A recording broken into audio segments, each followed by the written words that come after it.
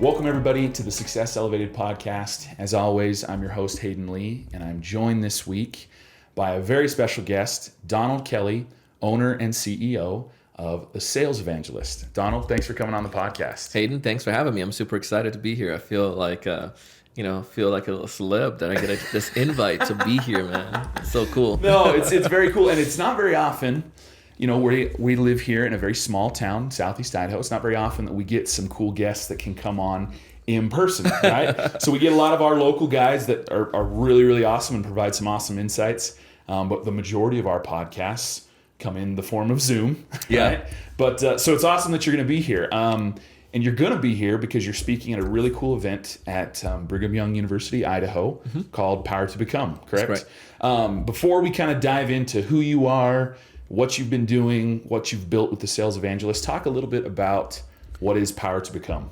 So the Power to Become event, I think they started probably about 5-6 years ago. And the idea behind it is to inspire students, motivate them, to get them to see other individuals who have gone down their path, whether they were past alumni from the university, or just individuals in the community who could help them to see possibility for their path. Like how, what can you become as a result of this? There's power in that, in seeing other story. I can tell you for me, like growing up and in my life, there are a lot of examples of individuals that I sought to emulate. That's helped me in my life, helped me to accomplish what I'm doing right now. And it's the same principle I feel behind the Power to Become. How can we help inspire and motivate? And oftentimes too, like you just don't know what you don't know. That's cool. And as a college student, getting out into the workforce or into the business world, you think you have an idea of stuff, but book work compared to what's in the real world is different. Yeah. And they don't necessarily teach a class solely on networking, but hearing people. One of my first Power to Become messages, the first one I did was all around like you gotta build that network beforehand, and that's just things that I've learned through just the sheer mishaps of life, and I've been able to pass that along to students who can overcome those gullies that I fell into to help them advance their career even further. So that's just a lot of power in that. So that's cool. Yeah. Power to Become is awesome. I attended BYUI and was able to attend a Power to Become. And it helps you get some direction to like what you spoke about. I think we get caught up in the bookwork of getting our degree, whatever our degree might be. Sure. It doesn't necessarily matter, but you get you feel that, okay, I'm going to get this degree and go get this type of job or this job. And for me, Power to Become kind of opened my eyes to like, there's so many other opportunities. Oh my goodness. Like that maybe my piece of paper doesn't say I could go get in one of those opportunities, but I can. Yes. I could start a business, or I could get a job in sales because of some soft skills that I have, right? Or marketing, whatever it might be. Power to Become just really kind of opened my eyes to those opportunities. And, I'm sure there are other universities that do something very similar, but I love that there's a faith aspect that comes into it, and believing in who you are and your role in the universe. And that's, I don't know. It was always just a really kind of special event for me. Yeah. For sure. So you mentioned a little bit about, your career, like what your career is, and your experience and how that kind of helped you speak at Power to Become. But let's talk a little bit about that. Let's talk about who is Donald Kelly. What got you started down this path of sales? Why are you so passionate about sales? Where did your career kind of start with sales? All right, man, this is a good one. I grew up in Jamaica. I moved to the United States when I was 9 to Florida. Awesome. As a kid in Jamaica, like the economy in Jamaica is a third world country. Yeah. The education system in Jamaica is like bar none. It's absolutely amazing. Yeah. So one of the biggest export Jamaica has, it's its people. Like people That's get great cool. education and they go to Canada, they go to UK, they go to United States, even other islands in the Caribbean, and they further along themselves. A lot of times they'll take that money and send stuff back home and so forth. So, but individuals that are there with great education can't find amazing jobs. How are they going to survive? Right. You create an opportunity. So in Jamaica, they say a businessman. And, so everyone around me, my aunt, she would come to the United States. She would buy products, take it back to Jamaica, and she sold those products, whether they're clothes or like things, household items. And cooking oil was something that was like very scarce to get at times. And she would connect with different manufacturers or people that she can get oil from, and was local in our community as somebody selling oil. And then she created a shop where it's like almost like a store, like a convenience store, so to speak, in the neighborhood. So when my dad was had a company and was pretty successful in Jamaica back in the days, where he had a cesspool company. Then he had a blueprinting company. So when you see everyone around you doing business, you tend to follow that route. Yeah, you know what I mean. And then now, I didn't see it as sales.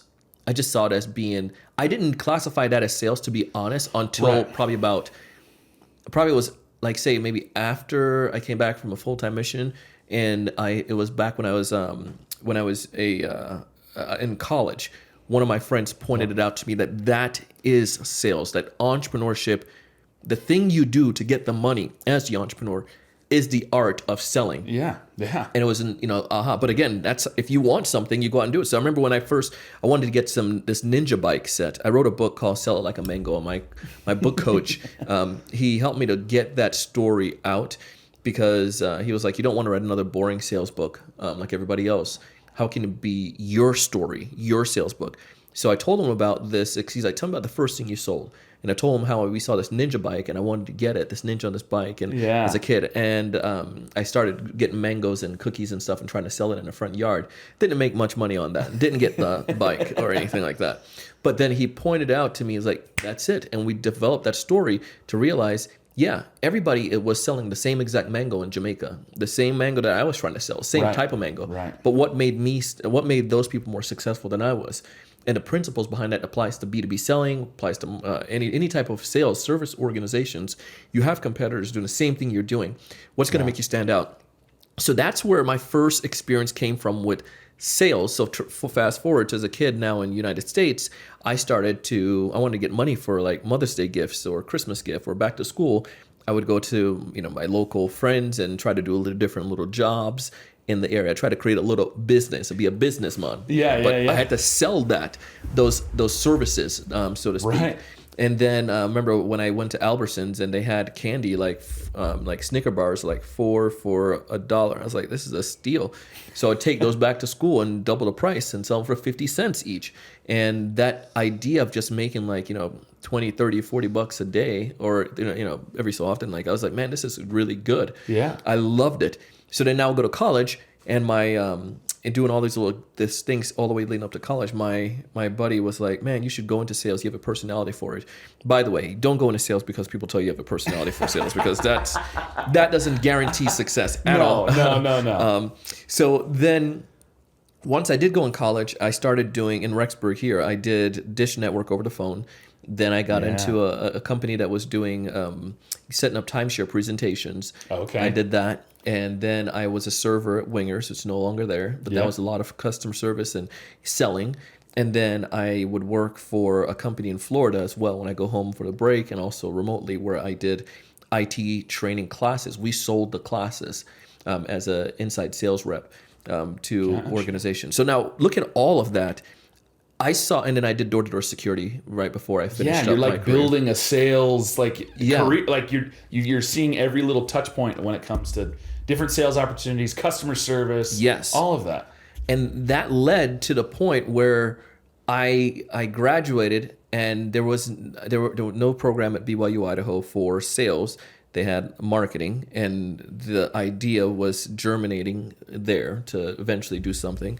But I graduated and I went into the sales arena. I thought about doing the marketing side, but there was it wasn't gonna. I wanted to be like creative, like work. But I realized that was a studio. That was agency work. I didn't know that. I was thinking, go to Target and you can create all these campaigns and do awesome stuff. But Target doesn't do that. Target has an agency that does that, and they just do crunch the numbers as a marketing. So I was like, oh, darn, deception. But I went into the sales side, and then I got kicked in the face, Hayden.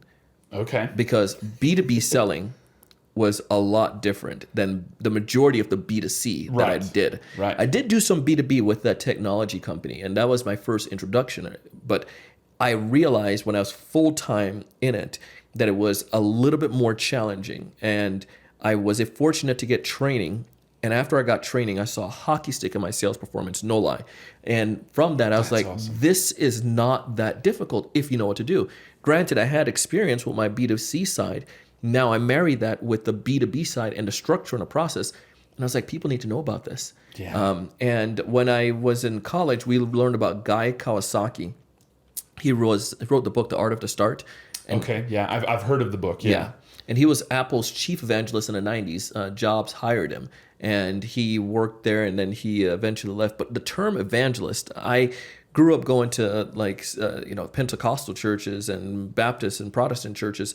And one of the things that you would hear is this term evangelist. And you would think about that like Billy Graham, like somebody going around the world speaking, and or like the apostles back in biblical era, like just, going all over and speaking about something they're passionate for, evangelizing a message. And I thought, man, there's so many new sellers that probably don't have the knowledge that I've gained.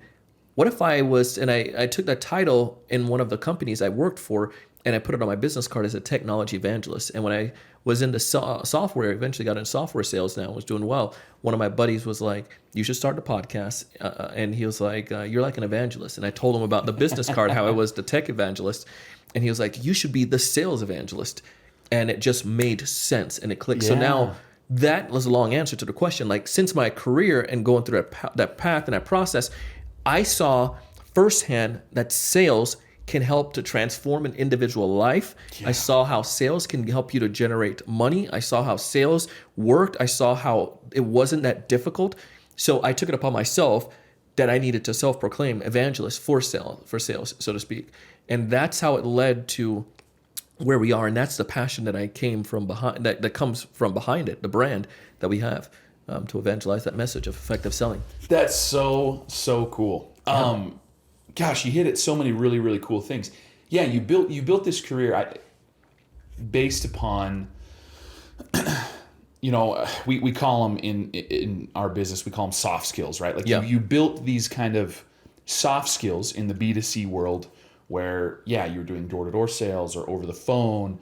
You built some customer service, and that all kind of led to this culmination of, okay, now we're going to do B2B, and how can I help others do B2B? Mm-hmm. And you talked about how B2B is more challenging.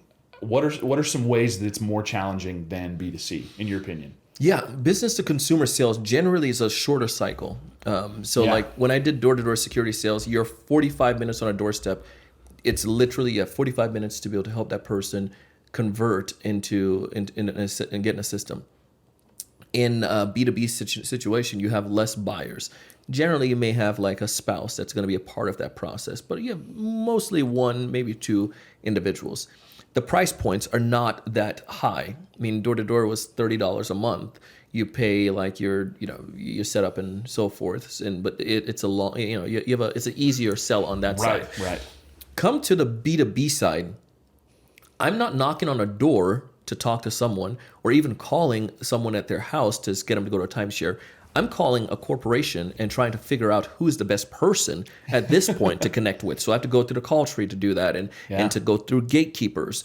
And then I finally get a hold of that person and I need to help to convince them that this idea is going to be effective for their organization. Yeah. When in actuality, they're getting bombarded with other people doing the same exact thing. And they're just harder to find and to get in contact with. And then the sales process takes anywhere, not that 45 minutes, sometimes 45 days. And when I sold software to city, county governments in K-12, we're talking about 15, 18 months, 2-year process for a deal. And the deal sizes are a little bit larger. I mean, one of the largest deals I closed was around 150K. Yeah. And, so a lot of those they take a lot more, and the more individuals are part of that sales, the buying cycle, especially with the government, you'd find that you have those 4, 5, 6, sometimes 8 people that all have to sign off. Yeah. So all of that makes it a little bit more challenging. And the process of going about getting in touch with that person, not going knocking on a door, But what do I write in an email or the phone call, and what cadence do I follow? How do I utilize LinkedIn? How do I understand the buying cycles in the government and in the schools and in these corporations? So all of that made it way more challenging in that sense. But getting the blueprint made it a little bit easier. Once you knew what to do, it was easier for an individual to then proceed and consistently do those tasks. I find, we don't do okay, so I'm gonna speak from personal experience a little bit. So here at Spot On Solutions, we really help do digital marketing for like the service industry. So we're helping like construction guys, plumbers, restoration and cleaning contractors. Those are the people that we really do marketing for and help them kind of grow their business through marketing. Now, I would say the majority of our clients generally have 15 or less employees. And really, it comes down to one decision maker. So you would think it would be, this is going to be easy. But what I've found is that, there are situations that, yes, the one decision maker is great. He'll pull the trigger very quick. He or she will pull the trigger very, very quickly. And they'll sign and they'll get the contract and we're good to go and we can start services. But most of the time, they know they need it. They know they need this digital marketing. They know they need this service from us. But they wear so many hats that it's hard to get them to sit down and have a conversation about it. They'll forget that they have an appointment with you. They'll not email you back. They won't return your phone call. You'll call them and they'll be in the middle of a job. Hey man, sorry, I'm in the middle of I'm in somebody's basement right now. I'm in an attic or basement. Yeah, something. I can't talk to you right now. And so that's been. It's interesting because I 100% agree. I think those larger B2B sales contracts. Yeah, you've got so many people that have got to say yes. But I think even on the small side, it's difficult to get people to commit because they wear so many hats, right? Yeah. They're so busy. And one of the points you bring up with that too is like in the smaller scenarios, I have some clients and they just signed on with us, but they're in the accounting space, and one of the things that they discovered was that even though they were working with one individual, because they work for the similar type of clientele, the big problem that they had was that those individuals had influencers, and we helped them point this out because they didn't realize it, that were outside that were there. So the influencers could be, even though this guy, like say the plumber, they have a plumber as well. And we were talking about one of their clients. He's the guy who's going to pull the key, the sign off. He's the one that has the technical skills. He's the one that's the main plumber and so forth in the org. But his wife, yes, she handles the books. Yep. And she may not necessarily be the final, but she is a huge influencer in that. Yeah. And they didn't realize this at times. So in some of those situations, like they still have those impacts. And then the other part too, my wife worked at a company where she was the reception, like the executive assistant to one of the leaders, like in the commercial real estate space, to the CEO. So he would come to her and say, tell me about this vendor or this company. Were they cool? Were they nice to you? Were they good people? So even though she's not a decision maker at all, she's not influence. Not even like a major influence as an executive, but her insights could determine if they're going to get a contract or not. Yeah. So you see that there's so many other layers that can tie in with it, and but it's definitely not as deep as the 8 people. Right. It doesn't have to be. And I didn't want to say that to like disagree with you because you're 100% right. I think it's fascinating that there are different scenarios like that. Yeah. So you formed the Sales Evangelist, as an opportunity to help train people that are, maybe don't have as much experience as you with the B2B space. Sure. It's funny though, now you're kind of in this situation where you're selling sales. Like it's hard. It's like you're adding another layer on top of it, right? You're not just selling a product or a service to a business. You're now you're like, it's like you're another layer removed, if that makes sense. You see what I'm trying to say? What has been a challenge with that, right? Like I guess it comes down to, there's a lot of people out there that sell training or training courses, right? In fact, we have one of our partners is a company called Reitz Drying Academy, and they they sell training courses for restoration contractors. So how, in your experience, what's a challenge that you've had, or how have you overcome the challenges of trying to sell training or courses to a company that needs sales help? How has that been challenging? How have you overcome it? Kind of all of that. It's a great question, and the short answer is, imagine two ninjas going against each other that had the same sensei. Okay, gotcha. Because most salespeople, or even sales leaders, they are not in their position because because they suck. Right. They're in their position because they've done well or has helped the company and so forth. Now, there's a lot of ego with salespeople because we tend to be pretty confident in ourselves at times. Yeah. And now somebody comes to you saying that they want to train you or train your team. And it's like, I already have that knowledge and that capability to do it. So the biggest thing that I find as hindrance is everyone feel that they already know how to sell and don't necessarily need the help. Well, not everyone, but a lot of people. What we do to help overcome that is our credibility and the expertise that we've been able to develop, and help to identify different areas. Like, say for instance, great sales professionals, they recognize that there's always room for improvement, that 1% better. And I don't know what I don't know. Fortunately for us, we're like honeybees because we're going into a bunch of different companies. We're consulting, we're coaching individuals, we're working with partners such as like LinkedIn and Salesforce. So we're getting a lot of insights and knowledge that we could then parlay back to our clients. So when a sales professional that is open to learning, even though they've been selling for 10 years, they know that there's things that just may not necessarily grasp when it comes to LinkedIn, or they could be better with some of their pitches, or the things that they used 10 years ago is not necessarily working when it comes to email. Is there new and unique ways? And those people who come to us, go through our courses or training programs, tend to shatter their numbers because they're adding on. They're getting that 1% better. I love using Usain Bolt. Usain Bolt, when at the height of his career, he wasn't going to get like 2 seconds faster. It's like, he was already at that height. Right, yeah. But he probably could get like a millisecond faster if he had tweaked certain things. And that's why he constantly did training. You eat better and you change your habits. And that's where you are. Most of the salespeople I find, though, the new sales rep, they could get that 5 seconds faster, right? Yeah. And they could, because they just don't know the skills yet. They don't know how to stand in the blocks properly. They don't know how to run and the techniques as well. And we can help them. So we do our funnel tends to be wider, helping a lot of the newer sellers. And we just released, or by the time this goes out, we'll be launching a BDR SDR Academy where we're taking people, like one girl right now that's coming in, she works at Home Depot and she wants to get in tech sales.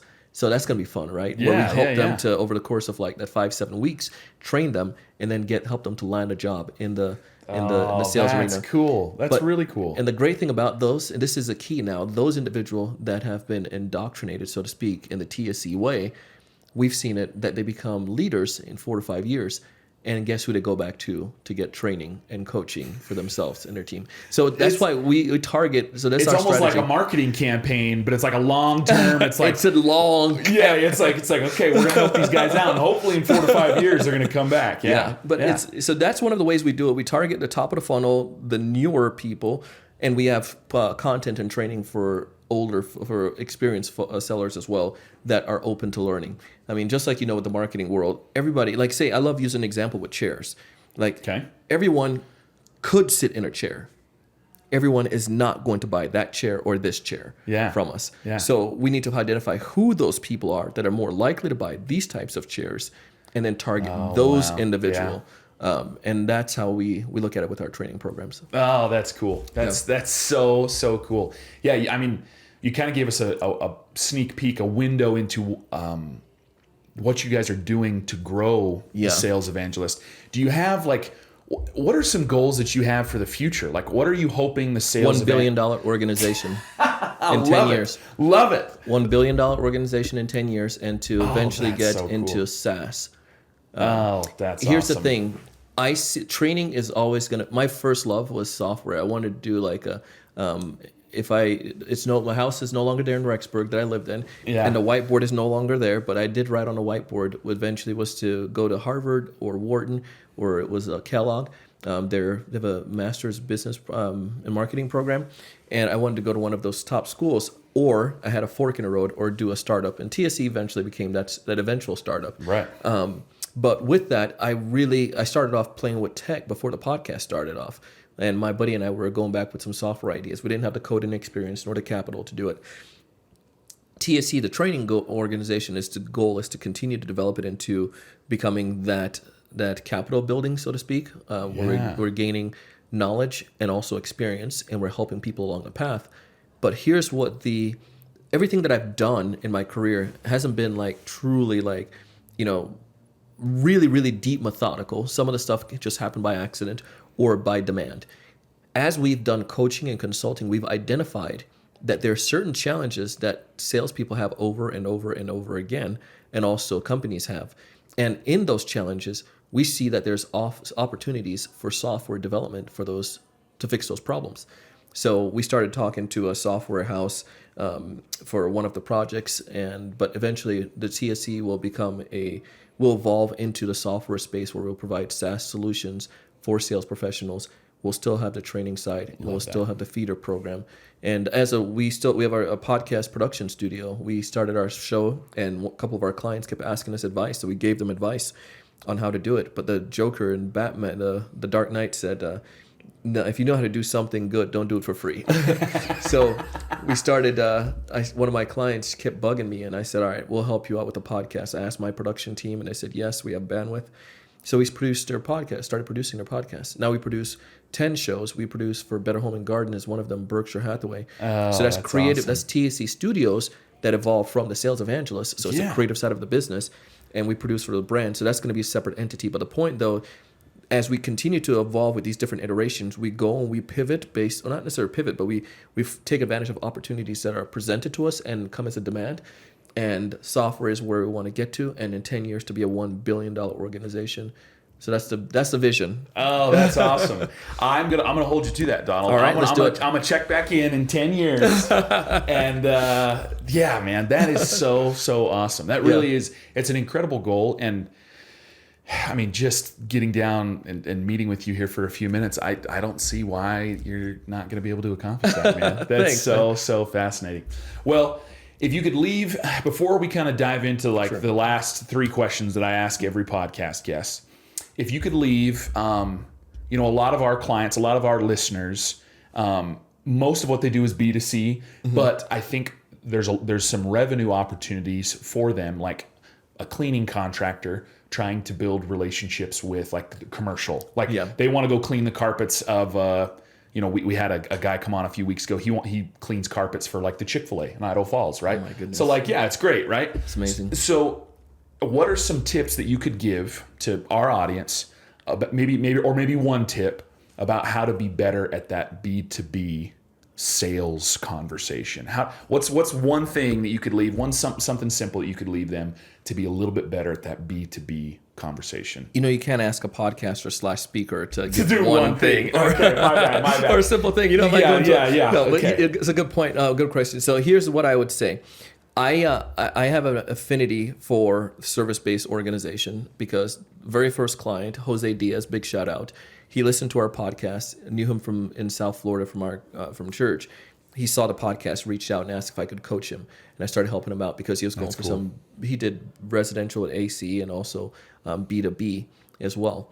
And was able to help him to land a couple of accounts. And it was really cool to see that happen. That's way cool. The point, though, with it is that I feel that folks that are in the service-based industry specifically, they have a lot of untapped knowledge that are not taken advantage of oftentimes.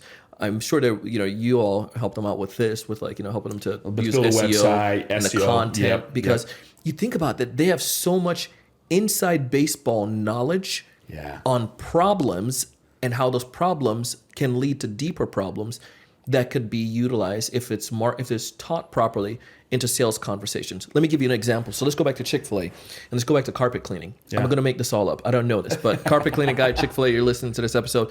you might point out that some of the stains that in the carpets typically come from, maybe ketchup stains or whatnot. Right. And those ketchup stains usually, can ruin the rug or whatever. And, if you use certain type of solution, it's going to ruin the integrity of the carpet and decrease that lifetime of the carpet. Right. And Right. Decrease it may ruin it, in 5 years faster than it would.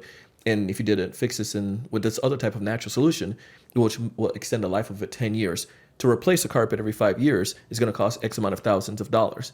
But if you use this solution, it can help last longer. I'm making this all up. But the point that I'm trying to get at, though, is that their experience and their knowledge could be then utilized in pitches. And the best sales professionals don't necessarily tell or try to convince. They ask questions. They're great at problem finding. And if they help the prospect understand more problems, the prospect look to them for the solutions.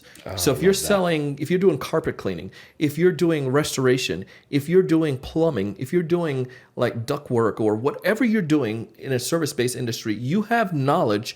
And sometimes you think it's a curse of knowledge where you think this is so basic that people should understand it. But many of us don't know anything about that. And if you can help ask us the right questions to help us to visualize and understand those problems, we're going to look to you for those solutions. Let me give you one last example. Like if dihydrogen monoxide is one of the most lethal things in the world. Like so many people die from it every single year. And it kills so much. Oh yeah. And some people might think like, well, what's this harmful chemical? It's water, right?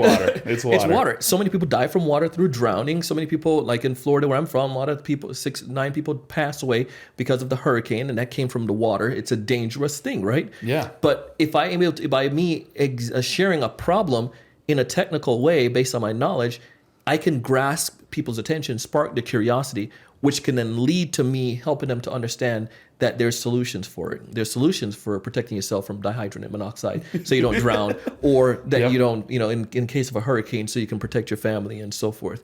And it's the same idea. That's a silly example, but the point, though, is the same way when it comes towards your technical knowledge. So I would tell you, become an expert, which you naturally are, at problem finding. And that's how we coach and work with individuals to help them to identify those key messages. We call them blindside challenges. They're blindside because your clients are not looking at them in your peer view. They're blind to them, so to speak. Right. And if you can do that, you're going to be able to outsell your competitors who are going to try to compete based on price. Oh, So that's it. that's friggin' awesome, man. For a guy that doesn't claims he doesn't understand, carpet cleaning or service industry. Gosh, you hit home at so many really crucial things, and I don't have anything to add to that. That was fantastic. So I want to end. I'm going to end with the 3 questions we ask every guest on the podcast. Rapid fire, huh? Little bit of rapid fire. So first question: you have a podcast. Yeah. You've written a book. I have. But is there a book or podcast that you're listening to or reading right now that you just really, really love? The podcast that I love is, I would say, Business Wars by Wondery. Yes, One of my love favorites. those. I got a chance to meet and introduce Hernan Lopez a couple times on stage, and awesome dude. But I love that podcast. And a book that I'm reading right now, there's one called Insight-Led Selling, and you can check it out. But these folks have done a phenomenal way of interviewing executives of major organizations.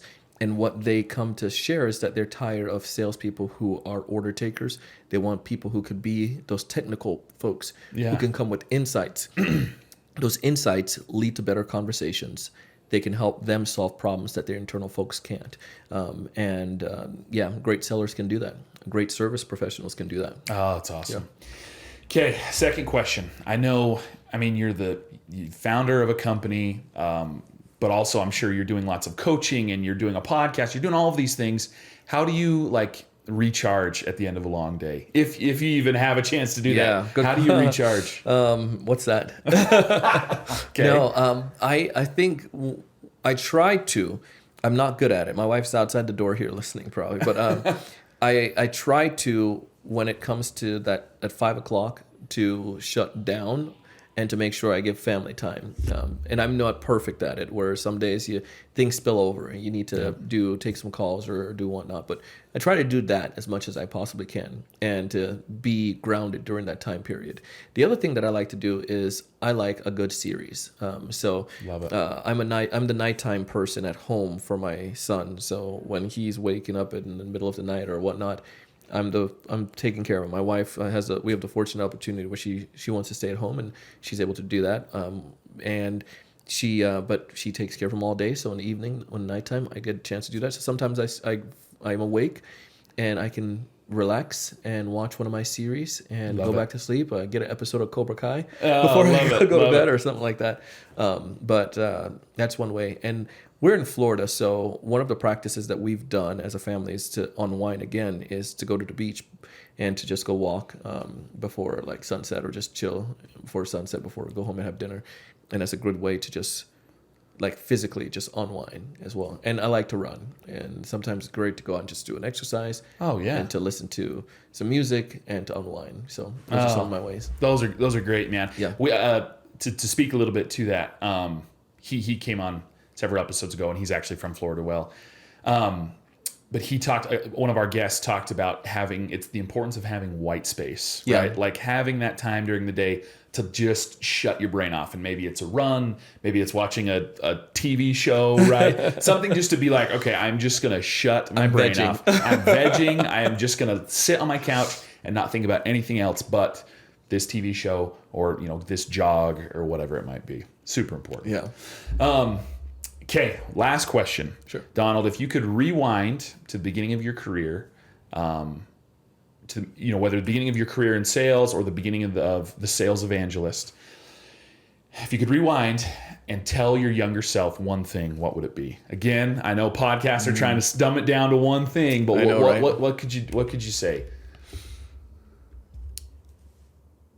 The one thing that I would share to my younger self, there's a couple things that come to mind, but the top one would be you don't have to be perfect to start. And what I mean by this is oftentimes we look at these major organizations and we think they have everything together. Yeah. And they don't. They just started, and they may have a little bit more money, but there are human beings back there who may not necessarily have as much skills or knowledge as you do. But the fact is, they started. Yep. And someone is going to do whatever it is. Someone was going to be Google. Someone was going to be Microsoft. Someone was going to be whatever software, Uber. There was someone who was going to do it. Why not you? And it's one of the things that it's my message tonight that I'm going to be speaking about, but why not you? Somebody's going to do it. Somebody's going to be the first person on Mars. And somebody's going to be the first person on Titan, whether that takes 50 years, that planet, or, some of these other places. Someone's going to be the first person to do that. Why not you? What differentiates those individuals from you? And I guess I'll speak to you in a camera at this point. And the idea is there's absolutely nothing. It's just that someone that has the willpower and the belief that they can do it and the audacity to try it. So whatever you're doing, Donald, as your younger self right now with this podcast, it's going to get to 4 million downloads. And it's going to be you're going to be a Salesforce influencer, and you're going to be a LinkedIn influencer. You're going to do content with these companies. Don't quit. Just keep going. And just know that, yes, there are other people out there who may be more qualified, but you're the one that's supposed to do it. Go ahead and do it. Oh, man, that's awesome. Yeah. Why not you? And you don't have to be perfect to start. No. Donald, thank you so much for coming on the podcast. This has been eye-opening for me. It wants to make me a better salesperson. Even though I don't do that all that much. I deal more with customers and account management, but I love the opportunity to talk to people about what makes Spot On Solutions special. And I think some of the insights that you've given me today are, if it doesn't help anyone else, it's going to help me. So really, really appreciate it, Donald. Thanks for coming on, and maybe we hope to have you on again. It'll be an honor. Thank you. This has been Success Elevated, making you a little bit better one show at a time. Thanks for joining us. Subscribe on any major podcast platform or check out our website at successonpoint.com.